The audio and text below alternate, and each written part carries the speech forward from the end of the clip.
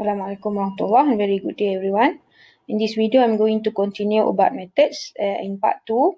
Basically it is about passing parameters to method. Recall back that we have learned about variables, whereby we had local variable and global variable. So local variable are the variables that you declare inside a method and it is only accessible within that method.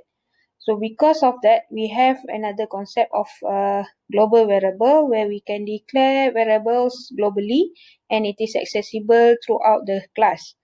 But we have another option. If we do not want to use global variable, we can always pass the values to the methods that we are calling. Because sometimes one or more the pieces of data needed to be sent to a method. So there are two types of parameters. First is actual parameter, another one is a formal parameter. So what is actual parameter? It is a piece of data that is passed into a method when the method is called. The formal parameter is a variable listed in the method's header that receives the actual parameter that is passed into a method. So this actual parameter and formal parameter must be similar data type. If you send actual parameter as a string and integer, so in your formal parameter it should be the same. You should have similar data types, string and integer. So you can pass more than one parameters sequentially into a parameter list. So these parameters can be separated with comma. We will see some examples later on. So the actual parameter is actually passed to the method header.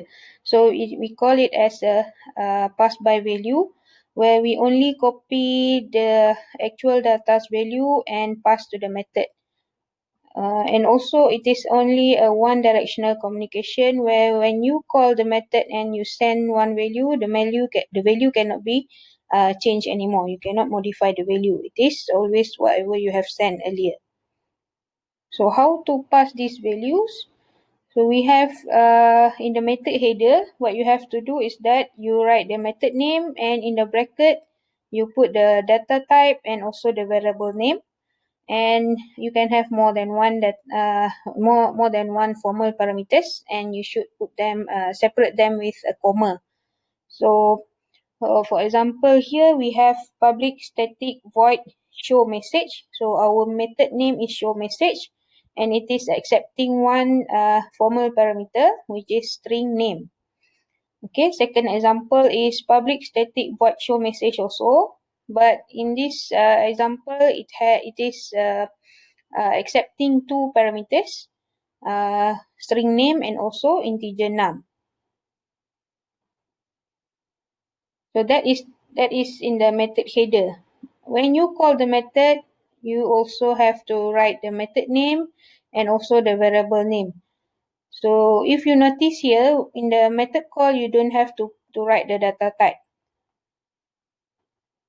Okay, example given here, show message, and you just write the variable name here and also variable name and num.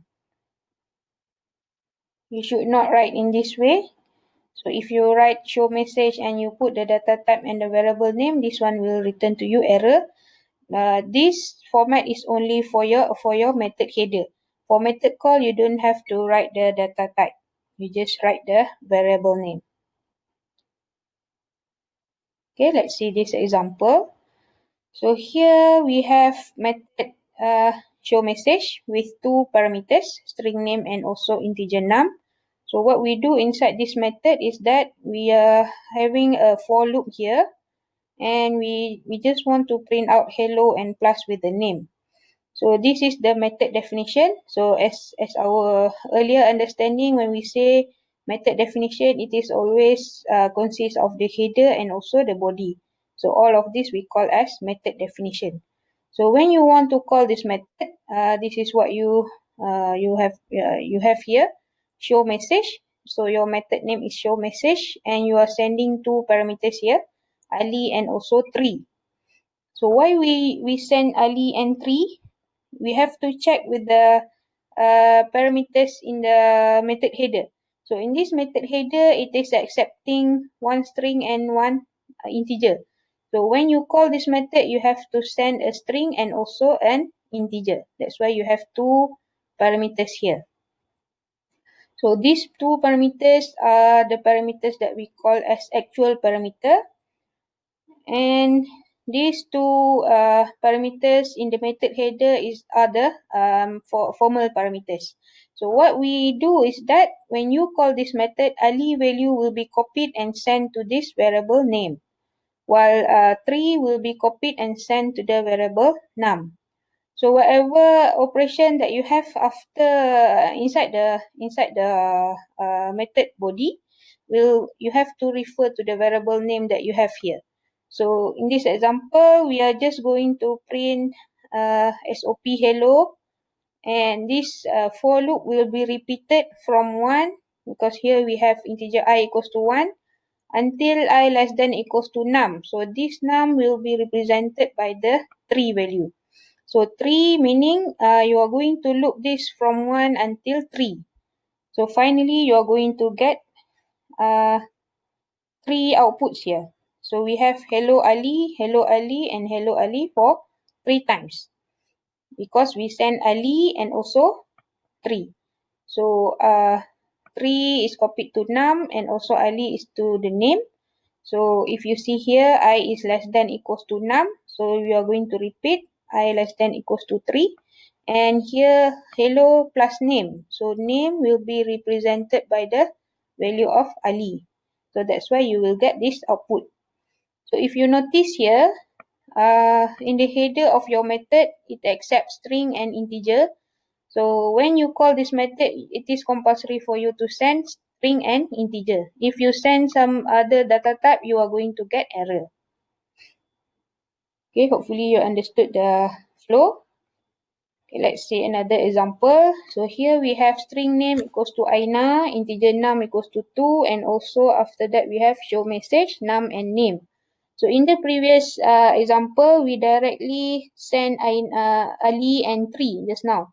But the common way that we are going to use in our code is by using the variable names. So here we have declaration initialization of variable name and also num. So Aina will be held by name and num will be held by 2 will be held by num. So if you notice here, when we call this method, we send num and name. So how do we know which one we should send first? It will depend on the header of your method. So here in the header of the method, it is accepting one integer and string. So you have to follow the similar arrangement. So if we are accepting integer and string, it should be integer and string. But in the previous one, we accept string and string and integer. So that's why we send Ali and 3. So the arrangement should be the same. So num and name are the actual parameters that we copy and send to the method.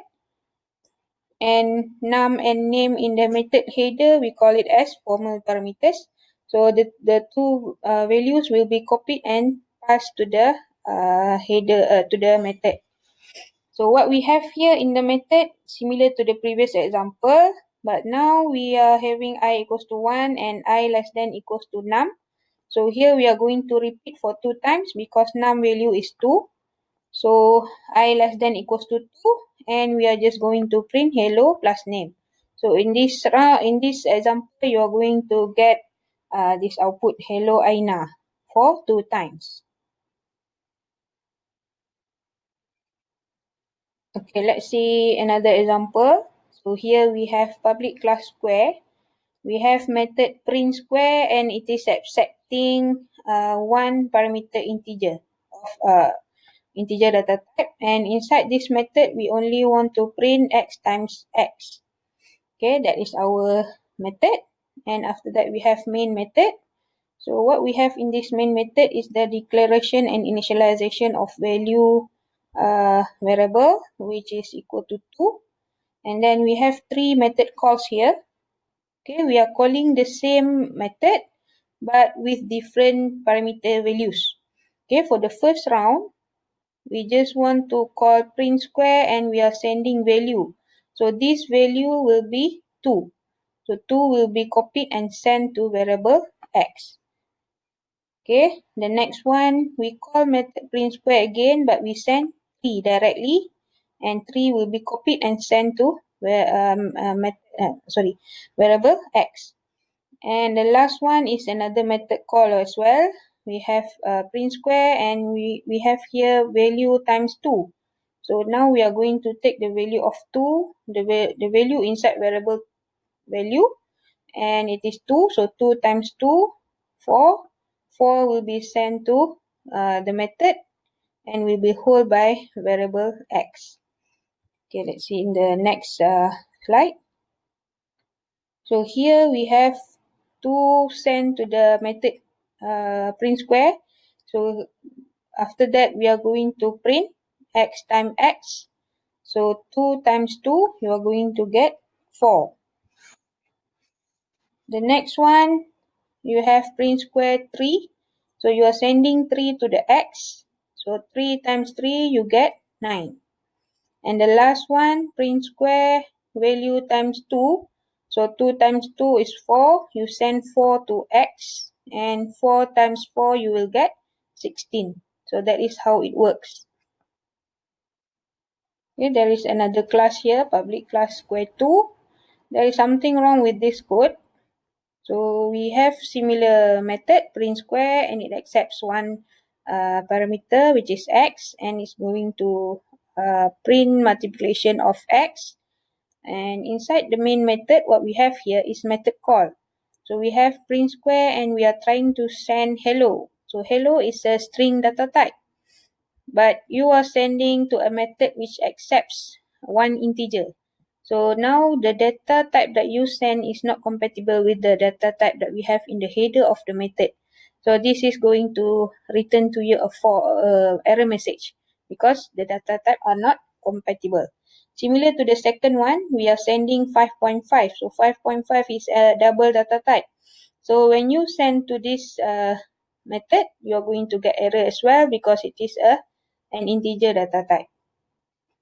Okay, you always have to be careful. You have to check the header of your method. What is the data type that we have in the header, and you send the value accordingly to the data type that we have in the method header. Okay, so here is a string and also this is a double, so data type is mismatch. That is the problem. Okay, let's do one exercise, simple exercise. So you create a class with a main method and print info method. So this print info method is going to accept 3 parameters, name, metric, and also CGPA. So in the main method, user is prompted for name, metric, and CGPA. Then the method print info is called, and the 3 inputs are passed to the method. So in the print info method, the name, metric number, and CGPA of the user will be displayed. So very simple.